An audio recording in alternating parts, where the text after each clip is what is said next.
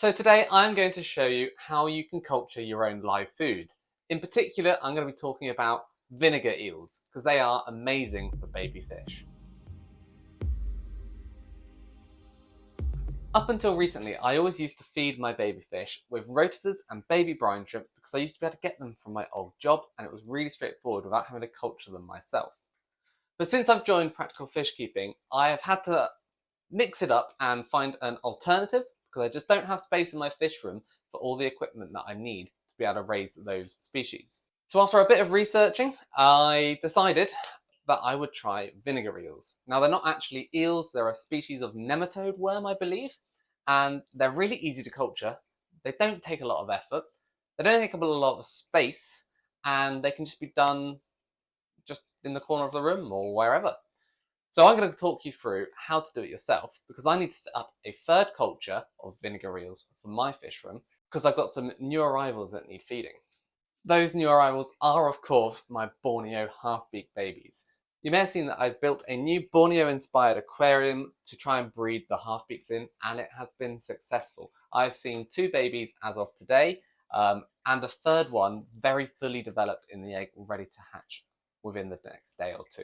I don't know how many more are going to hatch over the next few years. They do lay eggs like every few days and randomly, and it's pretty hard to predict. So yeah, I have no idea how many I'm going to end up with, but I know I've got at least 2 with a third on the way soon. So I'm going to need a lot more food for them because I'm also still raising my baby Betta albimarginata, which have been doing absolutely brilliantly on the vinegar eels so far.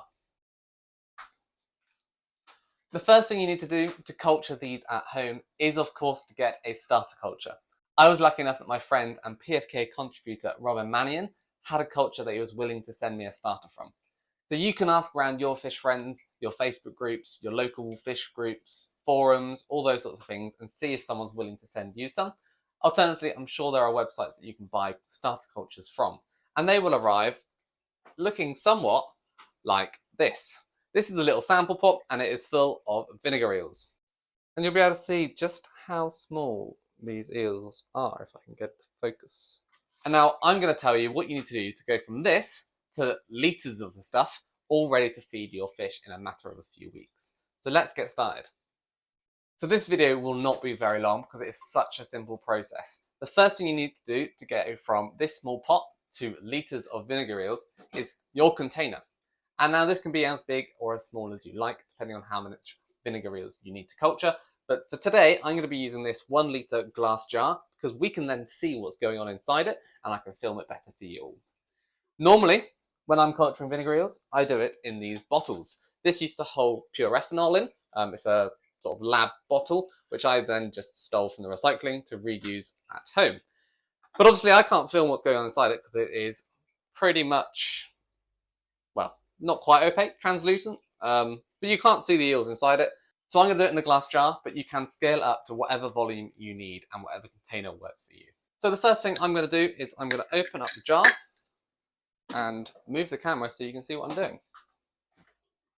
The first thing I'm going to do is I'm going to add my sample pot or starter culture into my jar. Nothing special, we just pour it in. And then on top of that, I'm going to add in this apple cider vinegar. And it needs to be unpasteurized and ideally with mother, which is like the starter bacteria or something like that inside of vinegar. I'm not entirely sure. This one doesn't have the mother added or whatever, but it is unpasteurized and will work just fine. It's what I've been using and it's worked great so far. So this is 500 ml and I'm going to add the full bottle. Probably should have taken out the little plastic bit, but hey, I'll just time lapse this. And now to the 500 ml of cider vinegar, I'm going to add 500 ml of dechlorinated tap water to make it up to a litre. So it's a 50-50 ratio between water and vinegar. So for ease, I've taken out the plastic stopper this time, I've remembered. And then I'm just going to, I've added dechlorinator to that bottle already. And I'll just add in 500 ml. That can then be added to the vinegar and it will dilute the colour a little bit. It may not all fit. Let's go with that.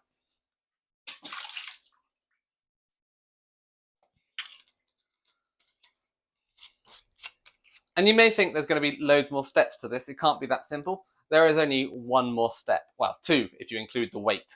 So I'm going to go and add the final ingredient. So earlier I enjoyed a nice juicy apple, and normally I just bite into an apple, but today I cut it up because I needed 2 slices to add to my vinegar eels. Well, in fact, for this volume I may only use 1, but normally I add 2 for my 2.5 litre beakers.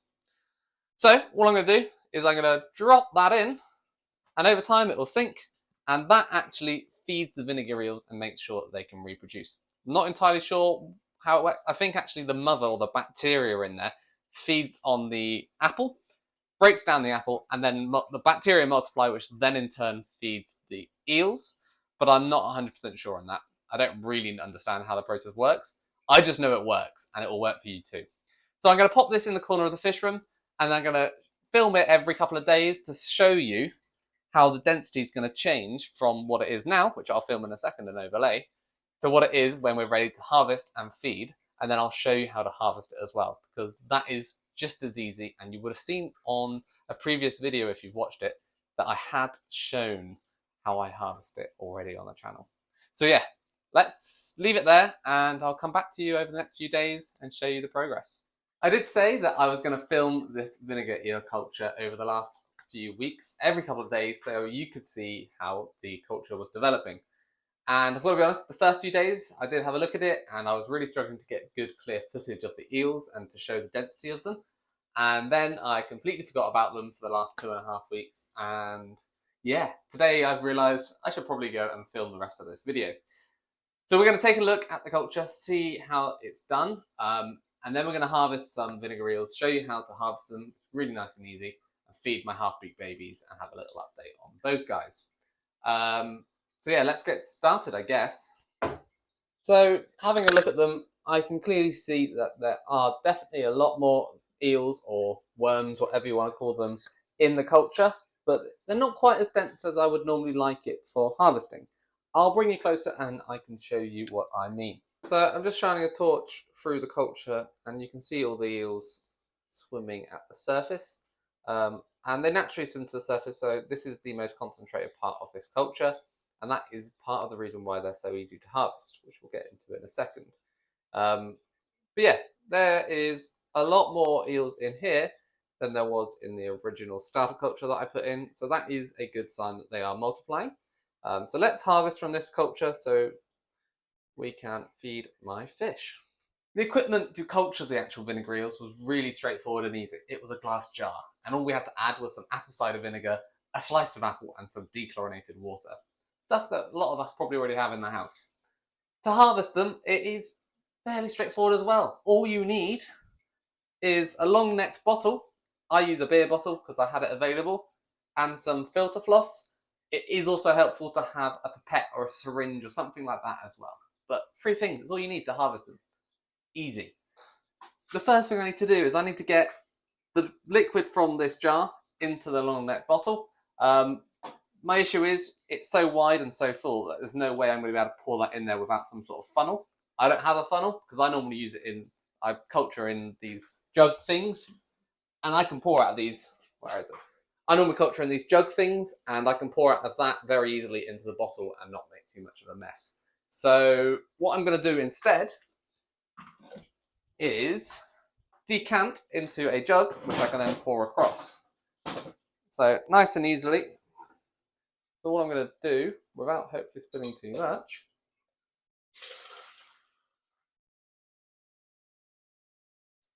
pour across my vinegar. Then I can transfer it across, fairly straightforward, into my bottle. And it doesn't really matter if you spill some, because it is just vinegar after all, and it will easily wipe up. And now we don't want to fill it all the way to the top. You want to fill it up to just at the bottom of the long neck of the bottle. And that will all become clear in a second why we do that. So there we go, you can see it's just to the top of the, or bottom of the neck, top of the wide bit of the bottle, and then we'll put that to one side. Next up, the filter floss, it comes in handy. What we're going to do is we're just going to stick that into the neck of the bottle. It needs to be quite thick so it stays in place, because it's going to expand out a little bit and stay in this neck of the bottle. Finally, we get some dechlorinated water. I've just got some in this little jug here, and I'm going to slowly top the bottle up with the dechlorinated water. Got to do it slowly so you don't accidentally wash the filter floss down, and fill that to the rim. You can see water's to the top, got filter floss here, and this is where the culture water went to. So all of this bit down here is all the vinegar eels, apple cider vinegar, 50-50 with water. We have a filter floss, and then we have pure water at the top. So when we actually harvest our eels, they're going to already be in tank water. So we're not going to add any acid or very little acid into our tanks, so we're not going to impact the pH. This is the easiest way to do it and the cleanest way to do it.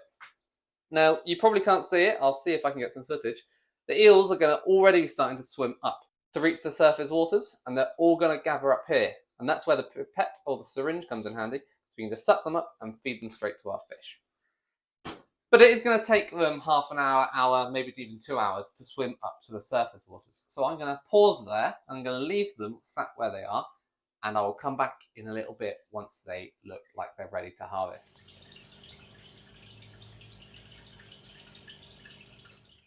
So now the vinegar eels are up at the top of the bottle in the pure water. I can just pipette them out with this and add them in to the half-beak tank.